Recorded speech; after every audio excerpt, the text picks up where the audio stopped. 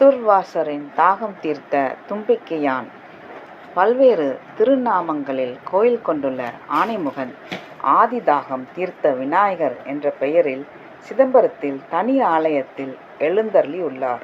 பிள்ளையாருக்கு இந்த பெயர் ஏற்பட்டதன் பின்னணி என்ன? துர்வாச முனிவர் தில்லைக்கு வந்தபொழுது சிதம்பரம் நடராஜர் மற்றும் ஆனந்த ஈஸ்வரரை தரிசித்துவிட்டு வடக்கு நோக்கி நடந்தார். அப்போது அவருக்கு கடுமையான தண்ணீர் தாகம் ஏற்பட்டது.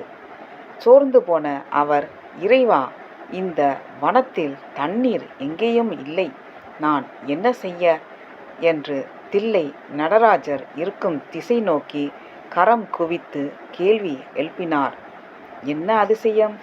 மறு வினாடியே உன் தாகம் விரைவில் தீரும், அங்கேயே நில் என்ற இறைவனின் குரல் அசரீரியாய் கேட்டது. சிறிது நேரத்தில் துர்வாச முனிவரின் முன்னால் தோன்றிய விநாயகப் பெருமாள் தன் அங்குசத்தால் பூமியில் ஒரு கீறல் இட்டு அதிலிருந்து வரும் தண்ணீரை அருந்த செய்தார்.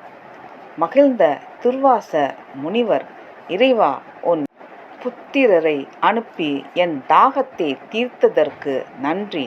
உன்னை நம்பி வந்த யாரையும் நீ கைவிட்டதில்லை என்பதற்கு இதுவும் ஒரு சாட்சி என கூறிவிட்டு அங்கிருந்து புறப்பட்டார்.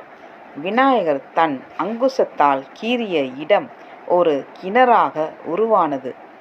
அவ்வனப்பகுதி வழியாக வருவோர் போவோர் அதை பயன்படுத்த தொடங்கினர். பின்னொரு காலத்தில் அங்கே வந்த ஒரு முனிவர் அந்த இடத்தின் புனிதத்தை அறிந்து அங்கே ஒரு விநாயகர் சிலையை வைத்து வழிபாடு செய்தார். நாட்கள் நகர்ந்தது. இயற்கை சீற்றங்களால் உருக்குலைந்து அந்த கிணறு முழுவதாக மூடப்பட்டு விட்டது. ஆனால் விநாயகர் சிலை மட்டும் அதன் மேல் அப்படியே வைக்கப்பட்டது. மக்கள் அந்த விநாயகருக்கு ஆதிதாகம் தீர்த்த விநாயகர் என்ற திருநாமம் சூட்டி அங்கேயே வழிபட தொடங்கினர். காலங்கள் பல உருண்டோடின. ஒரு கட்டத்தில் விநாயகருக்கு ஓடுகள் வேய்ந்த கட்டடம் கட்டப்பட்டது. பிற்காலத்தில் அதை நூதன ஆலயமாக கட்டி இன்று வரை தொடர்ந்து மிக சிறப்பான முறையில் பக்தர்களால் வழிபாடு செய்யப்பட்டு வருகிறது. ஆலய நுழைவாயிலுக்கு மேலே நடுவில் விநாயகரும் அவருக்கு இருபுறம் ஐயப்பனும் சிவலிங்கமும் இருபுற மூலைகளில் நந்தியும் காட்சி தருகிறார்கள். சுதையாலான திருமேனி உள்ளே சென்றால் மகாமண்டபம். அதில் ஆஞ்சநேயர், திரௌபதி அம்மன், நாகதேவதை, துர்க்கை, முருகன், பராசக்தி, ராகவேந்திரர், ஐயப்பன், சிதம்பரேஸ்வரர், சிவகாமி, பிரத்யங்கரா, வள்ளலார், நவக்கிரகம், பைரவர் மற்றும் வக்ரகாளியம்மன் சன்னதிகள் அமைந்துள்ளன. அர்த்த மண்டபத்தை தொடர்ந்து கருவறையில் கிழக்கு நோக்கி விநாயகப் பெருமான் அமர்ந்த நிலையில் அற்புத காட்சி தருகிறார். அவருக்கு கீழே மூஞ்சூறு வாகனமும் பலிப்பீடமும் அமைந்துள்ளன. கோஷ்டத்தில் தட்சிணாமூர்த்தி, சேனையர், வீரபெருமாள் மற்றும் பிரம்மா உள்ளனர். திருமண தடை நீங்க புத்திரப்பேறு கிட்ட இங்கு விசேஷ பிரார்த்தனை செய்யப்படுகிறது. ஒரு தேங்காயில் மஞ்சள் தடவி குங்குமம் வைத்து அதை வெள்ளை துணியால் விநாயகரின் வயிறில் கட்டி விடுகிறார்கள். பிறகு அதற்கு சிறப்பு பூஜை செய்யப்பட்டு அந்த தேங்காயை பிரார்த்திப்பவர்களிடமே கொடுத்து விடுகிறார்கள்.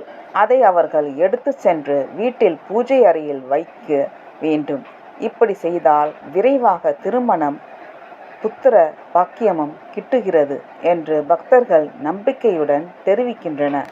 வீட்டில் முதலாக போர்வெல் போடுவதற்கு முன்னால் இக்கோயிலில் வந்து பிரார்த்தனை செய்து கொள்கிறார்கள். பிறகு பணிகளை தொடங்கினால் நல்ல தண்ணீரும் நல்ல நீரோட்டமும் கிடைப்பதாக நம்புகின்றனர்.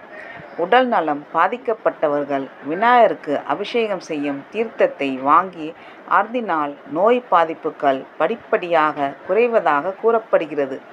கடலூர் மாவட்டத்தில் விநாயகர் சதுர்த்தி விழா சிறப்பாக நடக்கும் ஆலயங்களில் இதுவும் ஒன்று. விநாயகர் சதுர்த்தி அன்று காலையில் ஆதி தாகம் தீர்த்த விநாயகருக்கு மகா அபிஷேகம் செய்யப்பட்டு சிறப்பு அலங்காரத்தில் காட்சி தருவார். சங்கடஹர சதுர்த்தி நாளில் மூலவருக்கு அருகம்புல் மாலை சாற்றி கொழுக்கட்டை படைத்து பக்தர்கள் சர்வ பிரார்த்தனை மேற்கொள்கிறார்கள். மேலும் இங்குள்ள தெய்வங்களுக்கு அவர்களுக்குரிய நாளில் சிறப்பு பூஜைகள் நடைபெறுகிறது.